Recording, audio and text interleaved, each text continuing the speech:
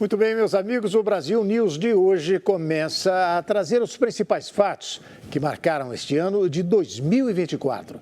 Cidadãos de todo o mundo foram às urnas para definir novos governantes, como Reino Unido, Portugal, Índia e França. A natureza mostrou toda a sua força na forma de erupções vulcânicas, furacões e terremotos que deixaram vítimas e prejuízos enormes. Vamos aos destaques deste primeiro semestre. O ano de 2024 começou com a natureza, mostrando toda a sua força na região central do Japão, afetando cidades como Ishikawa e Suzu. Logo no primeiro dia, um forte terremoto de magnitude 7,5 e suas réplicas devastaram grandes áreas, destruindo prédios, estradas e causando incêndios. Foram mais de 150 vítimas confirmadas e danos avaliados em até 17,6 milhões de dólares. Fortes tremores também foram sentidos na primeira metade do ano em Taiwan, por 2 vezes, no início e no final de abril. E até mesmo em um raro episódio nos arredores de Nova York, interrompendo uma reunião do Conselho de Segurança da ONU. A natureza também se manifestou na forma de erupções vulcânicas, com várias registradas na Islândia, situada entre as placas tectônicas da Eurásia e da América do Norte, uma das mais ativas regiões vulcânicas terrestres, com 33 vulcões ou sistemas vulcânicos listados como ativos. Na Indonésia, localizada no chamado Anel de Fogo do Pacífico, uma situação semelhante. Diferentes vulcões mostraram sua força ao longo do primeiro semestre, obrigando milhares de moradores a deixarem suas casas. Na segunda metade do ano, o Monte Leutobi-Laki entrou em erupção, deixando uma dezena de mortos no leste do país.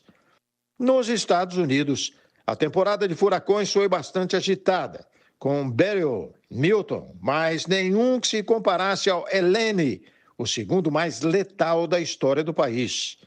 Ao todo, foram mais de 200 mortos nos estados da Geórgia, Flórida, Tennessee, Virgínia e Carolinas do Norte e do Sul. Mais de 150 pessoas morreram na passagem do tufão Yagi pelo Vietnã, que causou deslizamentos de terras e inundações em várias áreas. Tailândia, Laos e Mianmar também foram afetados. Um cenário que quase todo mundo teve que conviver foi o calor extremo na Índia. Os termômetros chegaram perto de 50 graus Celsius. Na Arábia Saudita, durante o Hajj, maior peregrinação do islamismo, quando os fiéis vão até a cidade de Meca, mais de 1.300 peregrinos morreram por conta das altas temperaturas. A temporada de calor também foi fatal no México, onde cerca de 150 pessoas morreram em um intervalo de menos de 3 meses.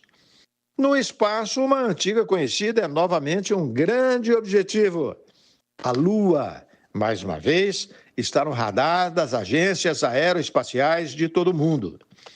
Uma sonda japonesa aluniçou a 55 metros de seu objetivo inicial, um altíssimo grau de precisão, fazendo do país o 5º a chegar ao satélite natural da Terra. A sonda chinesa Chang'e 6 foi além e conseguiu obter amostras coletadas no lado oculto da Lua, algo inédito na exploração espacial.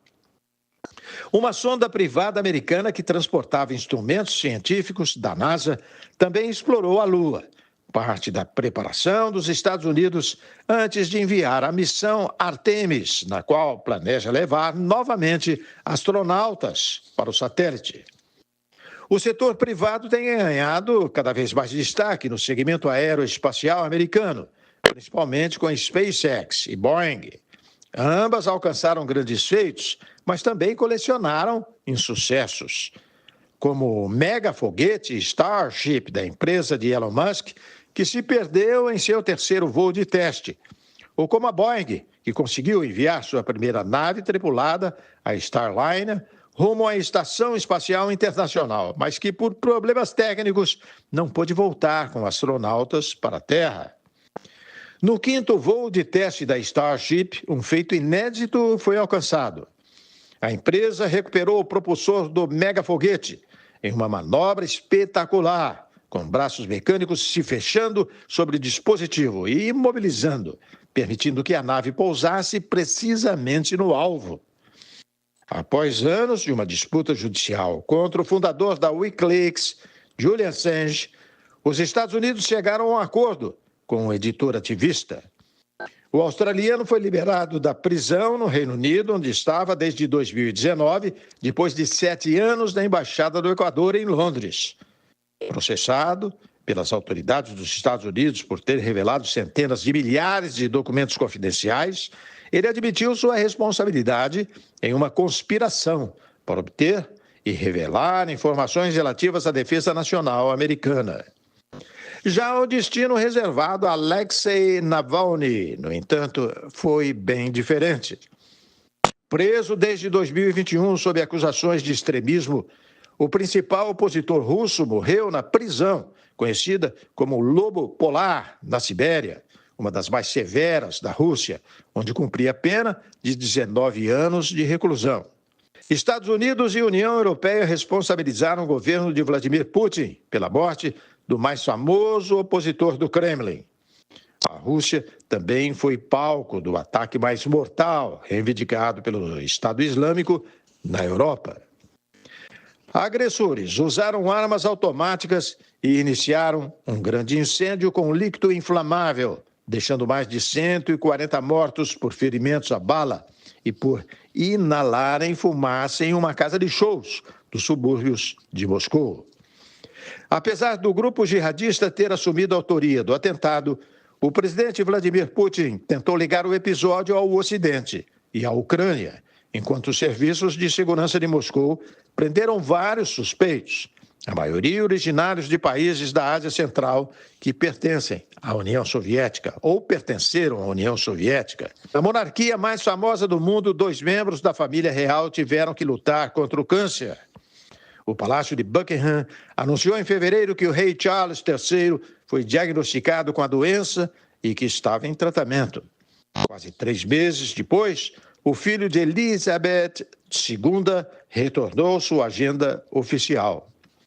Em janeiro, a princesa Kate foi submetida a uma misteriosa operação abdominal, antes do anúncio de um câncer, sem revelar a gravidade ou o local da doença.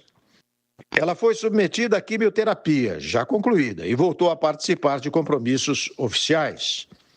Eleitores de todo o mundo foram chamados às urnas para definir seus novos representantes. Na Índia, país mais populoso do planeta, o chefe de governo, Narendra Modi, venceu as eleições gerais, mas perdeu a maioria parlamentar, pela primeira vez em uma década. Outro líder reconduzido ao seu cargo foi o presidente russo Vladimir Putin, em uma vitória considerada histórica. No poder há 25 anos, ele recebeu mais de 87% dos votos, segundo o órgão eleitoral. O único opositor que tentou disputar o pleito teve a candidatura invalidada pela comissão. A população de Taiwan também optou por seguir a política que vinha sendo colocada em prática e elegeu Lai Ching-te para presidente. Antes vice-presidente, ele é considerado pela China como um separatista perigoso e defende a independência da ilha, um território que oficialmente faz parte da China, mas possui um governo distinto desde 1949. Em Portugal, após 8 anos de governo socialista, as eleições legislativas marcaram uma virada na política nacional. Luís Montenegro, que liderou a Aliança Democrática de Direita Moderada, foi nomeado primeiro-ministro do país. Mas governar com minoria, negociando com a extrema-direita, que se tornou a terceira força do país. Outro país que mudou de direção após eleições legislativas foi o Reino Unido. O Partido Trabalhista superou os conservadores em uma vitória esmagadora e Rishi Sunak foi substituído por Keir Starmer como novo primeiro-ministro britânico. Na França, o presidente Emmanuel Macron antecipou as eleições legislativas após uma vitória cachapante da extrema-direita nas eleições europeias. O partido de extrema-direita, Reagrupamento Nacional, obteve quase um terço dos votos para o Parlamento Europeu. Nas legislativas francesas, a legenda de Marine Le Pen saiu vitoriosa em primeiro turno, mas enfrentou uma frente republicana no segundo turno. Mais de 200 candidatos a deputado retiraram suas candidaturas para fortalecer os que tinham mais condições de serem eleitos e, assim, frear a extrema-direita. O plano deu certo e a coligação de esquerda Nova Frente Popular foi a vencedora, mesmo sem formar maioria absoluta, seguida pela Aliança Governista e o Regrupamento Nacional como terceira força. Após longas consultas para formar um governo buscando uma estabilidade institucional, Macron nomeou Michel Barnier para primeiro-ministro. Mas o ex-negociador da União Europeia para o Brexit ficou menos de 100 dias no cargo, derrubado por um voto de desconfiança apoiado por deputados da esquerda e da extrema-direita. A queda de Barnier foi provocada pela rejeição de seu orçamento para 2025, que inclui medidas de austeridade consideradas inaceitáveis para a maioria legislativa, mas que ele apresentava como indispensáveis para estabilizar as finanças francesas. Alguns legisladores foram além e pediram a renúncia do presidente, que reforçou que vai cumprir seu mandato até o final.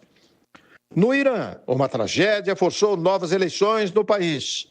O helicóptero em que o presidente Ebrahim Raisi viajava caiu em uma área montanhosa após enfrentar condições meteorológicas difíceis. Nas urnas, o reformista Massoud Pezeshkian superou o ultraconservador Said Jalili e foi eleito presidente da República Islâmica. O novo mandatário defende uma aproximação entre o Irã e os países ocidentais, com os Estados Unidos à frente para acabar com as sanções que afetam a economia. Após 24 anos no poder na Síria, o presidente Bashar al-Assad renunciou ao cargo e deixou o país por causa de uma ofensiva relâmpago lançada por insurgentes. Em poucos dias, a Aliança Rebelde Síria, liderada por grupos islamistas, conquistou as principais cidades do país, culminando na tomada da capital, Damasco. A Síria é cenário de uma guerra civil desde a violenta repressão em 2011 pelo governo de Assad, das manifestações pró-democracia no país, no contexto das denominadas Primaveras Árabes. A guerra deixou 500 mil de mortos e dividiu o país em zonas de influência com forças beligerantes, apoiadas por potências estrangeiras. Na Coreia do Sul, o presidente Yoon Suk-yeol convocou lei marcial que determinava a proibição de todas as atividades políticas, incluindo as da Assembleia Nacional, dos conselhos locais, dos partidos políticos e das associações políticas, bem como assembleias e manifestações. Poucas horas depois, cerca de 200 deputados conseguiram se reunir e contestaram a medida, em meio a protestos do lado de fora do Congresso. O presidente, impopular e governando contra uma maioria opositora no parlamento, recuou seguindo a Constituição e suspendeu a lei marcial. Os legisladores entraram com pedido de impeachment, mas Suk-yeol sobreviveu à votação.